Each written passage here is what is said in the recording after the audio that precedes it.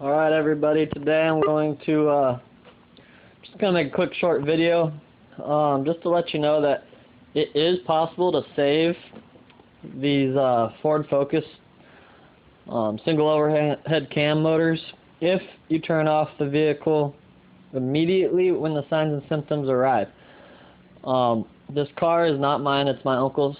The morning he went to get in the car, he started it up and he said that it was shaking. It felt like the car was shaking really bad, like a motor mount was broken or something. And they only left it on for about 15 seconds and they shut it off. Well, I'm very glad they shut it off immediately because after doing some research I found out that these single overhead cam motors, they have an issue with dropping valve seats on the second cylinder over here. Well, as you can see, everything, it's just a little dirty from normal wear and tear on the car. There's no real damage. Let me get my flashlight real quick, just to show you. Everything still looks good.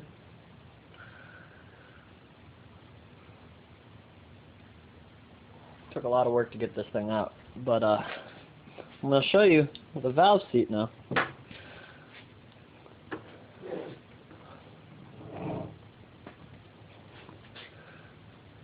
Alright. Here it is, right here. It is not broken. It has fallen though. The way I found out that this cylinder had something going wrong with it, when I pulled the spark plugs, because I had a few assumptions on what might be causing the problem at first. I thought it was maybe the timing belt jumped a tooth maybe and threw the timing all off. My other one was maybe it wasn't getting adequate fuel, like maybe there was a injector clogged up or something.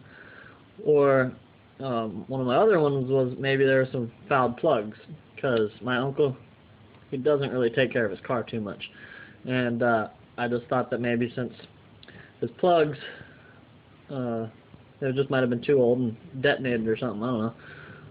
Alright, so here's the valve seat.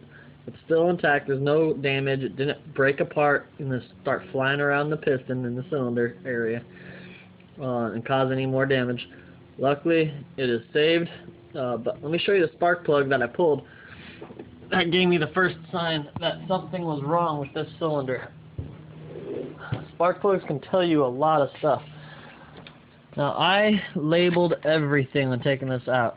I put numbers on every spark plug box just so I can remember which cylinder each spark plug was coming in. All the nuts and bolts I put in Ziploc bags. That's just how I like to do stuff. It makes it a lot easier for me.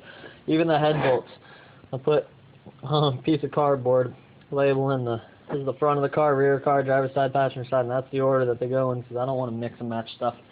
I'd rather them go in the same area that they came out of.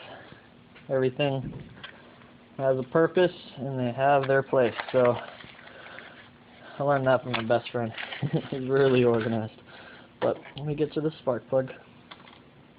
Alright, it might be a little hard to see, but the spark plug, the gap is a lot smaller than what it should be. Yes, I know the spark plug already looks bad enough, just as is. Looks burnt. But if you look, I can't get my phone to focus, but if you look, you can actually see the tip of the spark plug got pushed over to the left, and it's not aligned anymore. First thing I noticed actually was, see that shiny spot on the tip? That's a fresh spot. Something had to scratch that. Well, after looking at this now, when I pulled the head off, I can see what actually caused that. The spark plug hole is right there. And I'm just going to show you the other ones that have spark plugs, the new ones in it. It comes out right there. So when that valve seat came out, that's what actually pushed the tip of that spark plug over. So when this valve seat came up, it tipped that spark plug, and that's what caused the damage. I'm so glad that they turned off the car and didn't run it again. I didn't even attempt to drive it because that's how you break shit. So once again, here's a second look at the spark plug. It's all pushed over the side and everything. I'll show you what a normal, well, not normal, but I'll show you what the other spark plugs look like. Hang on.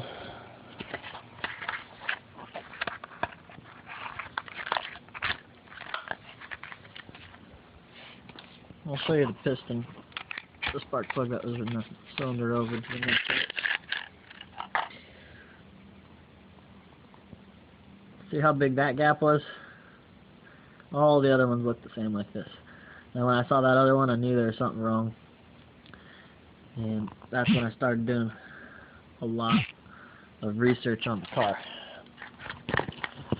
YouTube helps a lot. There's plenty of guys that have this same issue, but by the time they figured out what it was too late, and there was damage. There's too much damage. They just needed a new motor, and this car was not worth going through buying a new motor. You might as well just buy a new car. And if you do buy a new motor for this thing, everybody suggests buying the Z-Tech motor, the one with the dual overhead cam, because one is high performance, gets you more power, but two, higher quality motor. They say that that one they don't run into any issues for about twice as long as this one. So that's the end of the video. Thanks for watching, guys. I don't care if you subscribe or nothing. I'm not that big into making videos on YouTube. I'm just doing this to help everybody that runs into this issue. If your car starts to act real funny and strange, this one, he said, was shaking, and he just heard some weird noise that he wasn't used to hearing. He turned it off immediately, and then he called me over and had me come over to look at it. So, once again, do not drive your car if something bad happens. These things start to go out at around 115, 120,000 miles on it, and I wrote the miles on the back of the spark plug box. This car went 163,891 miles before this issue came up. Luckily, this issue happened in the garage before he was going to go leave. I know some of you guys, this might happen while you're driving. Pull over immediately, shut it down, find a way to get it home without having to turn the motor over. Thanks for watching. Have a good day. Bye.